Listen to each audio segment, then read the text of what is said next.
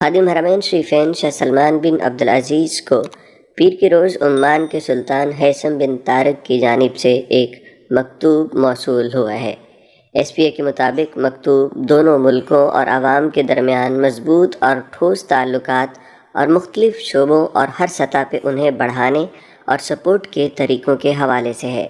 وزیر خارجہ فیصل بن فرحان کو یہ مکتوب عمان کے ہم منصب بدر البوسعیدی نے ملاقات کے دوران پیش کیا۔ فیصل بن فرحان نے اپنے عمانی ہم منصب اور وفد کا ان کے دوسرے ملک سعودی عرب میں خیر مقدم کیا۔ ملاقات کے دوران انہوں نے مشترکہ مفادات کے علاقائی اور بین الاقوامی امور پہ خیالات کے تبادلے، دونوں ملکوں کے درمیان دو طرفہ تعلقات اور مختلف شعبوں میں انہیں بڑھانے کے طریقوں پہ تبادلہ خیال کیا۔ سعودی عرب میں ایک کار حادثے میں 3 اطالوی باشندوں سمیت 4 افراد ہلاک ہو گئے۔ اطالوی وزارت خارجہ نے اپنے بیان میں حادثے کی اطلاع دی اور بتایا کہ اطالوی باشندے اس میں جاں بحق ہو گئے۔ تینوں اطالوی رقاص ایک تھیٹر کے افتتاح کے لیے سعودی عرب آنے والے اطالوی گروپ کا حصہ تھے۔ ہلاک ہونے والوں کی عمر 30 سال سے کم تھی۔ ان کی شناخت ان تینوں چیمپیرو اور نکولس کے نام سے ہوئی ہے۔ چوتھے شخص کا نام معلوم نہیں ہو سکا۔ ابتدائی اطلاعات میں بتایا گیا ہے کہ اتوار کو چھٹی تھی اور انہوں نے صحرا میں سیر و تفریح کا فیصلہ کیا تھا۔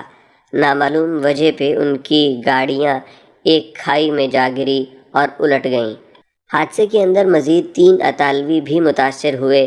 ایک کی حالت تشویشناک ہے جبکہ باقی 2 محفوظ ہیں۔ ریاض پولیس نے ایک غیر ملکی کو گرفتار کیا ہے جس نے امن و امان اور قومی سلامتی کو نقصان پہنچانے والے الفاظ پہ مبنی ویڈیو سوشل میڈیا پہ شیئر کی تھی۔ ریاض پولیس ترجمان خالد القردیس نے بتایا کہ سیکیورٹی حکام نے ایک فلسطینی شہری کو گرفتار کیا جو عمر کے چوتھے عشرے میں ہے۔ ترجمان نے بتایا کہ گرفتار فلسطینی نے امن و امان اور قومی سلامتی کو نقصان پہنچانے والے الفاظ پہ مبنی ایک ویڈیو سوشل میڈیا پہ شیئر کی تھی۔ بیان میں کہا گیا کہ فلسطینی شہری نشے کا بھی عادی ہے۔ اسے گرفتار کر کے قانونی کارروائی کے بعد پبلک پروسیکیوشن کے حوالے کر دیا گیا۔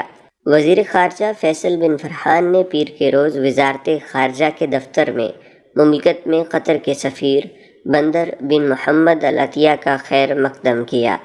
ملاقات کے دوران 2 طرفہ برادرانہ تعلقات کا جائزہ لیا گیا جو دونوں ملکوں اور عوام کو متحد کرتے ہیں۔ بیان میں مشترکہ شعبوں میں تعاون کے پہلوؤں کے علاوہ علاقائی اور بین الاقوامی پیش رفت اور مشترکہ دلچسپی کے امور پہ تبادلہ خیال کیا گیا۔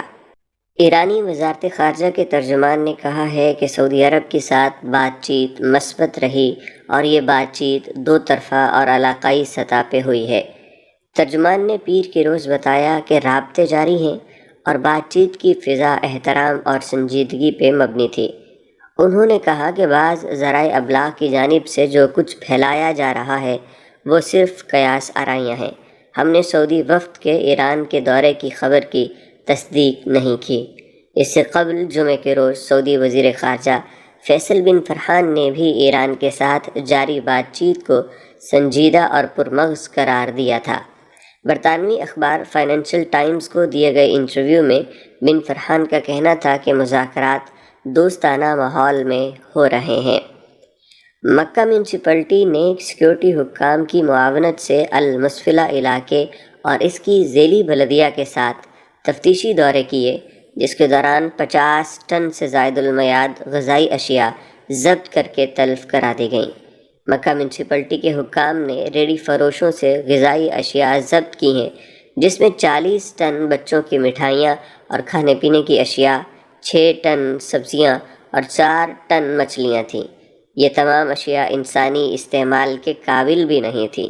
میونسپلٹی نے بتایا کہ فیلڈ ٹیموں نے النکاسہ کے علاقے میں سڑک پہ دکانیں لگا کے اشیاء فروخت کرنے والوں سے بھی اشیاء ضبط کی ہیں۔ مکہ میونسپلٹی کے اہلکار اپنی تفتیش جاری رکھے ہوئے ہیں۔ کسی بھی صورت میں غیر معیاری اشیاء کی فروخت کی اجازت نہیں ہوگی۔ دوسری جانب مکہ میونسپلٹی کے اہلکاروں نے مختلف دوروں کے دوران SOPs کی خلاف ورزی پہ 11 دکانوں کو سیل بھی کر دیا ہے۔ پیر کے روز مغربی بیڑے میں رائل سعودی نیول فورسز اور امریکی بحریہ کے درمیان دو طرفہ بحری مشقیں بلو ڈیفینڈر 21 کا آغاز ہو گیا ہے۔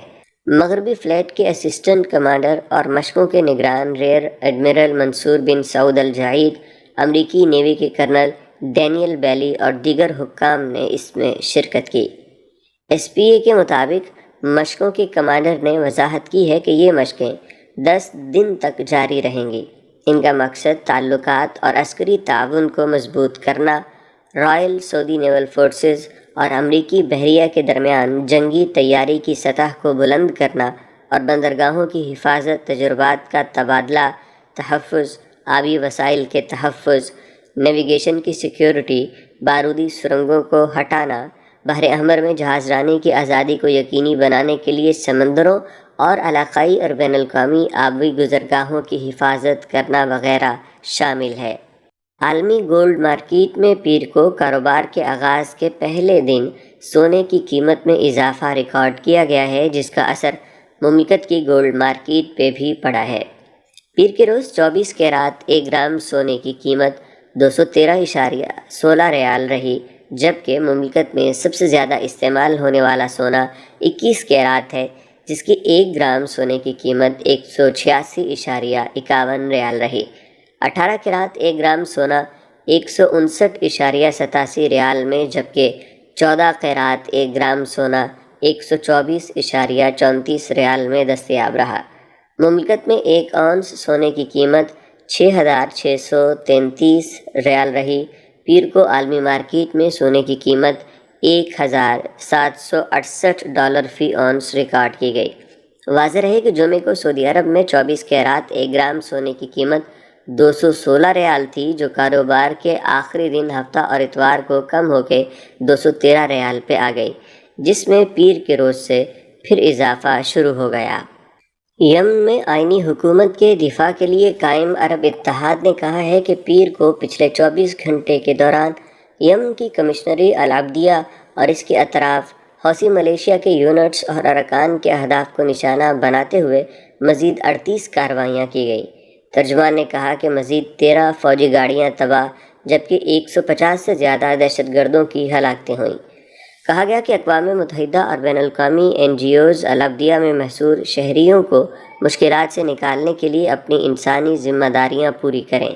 ترجمان نے کہا کہ نہتے شہریوں کو حوثیوں کی خلاف ورزیوں سے بچانے کے لیے یمن کی قومی فوج کی مدد کر رہے ہیں۔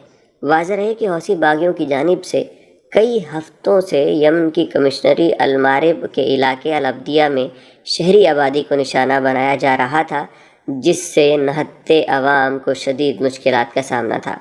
عرب اتحاد شہریوں کے تحفظ کے لیے العبدیہ میں حوثی ملیشیا کے یونٹس اور ارکان کو نشانہ بنانے کے لیے کارروائیاں کر رہا ہے۔ اس سے قبل عرب اتحاد کے ترجمان نے کہا تھا کہ یمن کی کمشنری العبدیہ میں انسانی حالت انتہائی مخدوش ہے اور نہتے انسانوں کی مدد کے لیے مختلف آپشنز پہ غور کر رہے ہیں۔ تو یہ تھی چند اہم خبریں آج کے سعودی نامہ میں۔ آپ تمام احباب کے قیمتی وقت کا بہت شکریہ۔ السلام علیکم ورحمۃ اللہ وبرکاتہ۔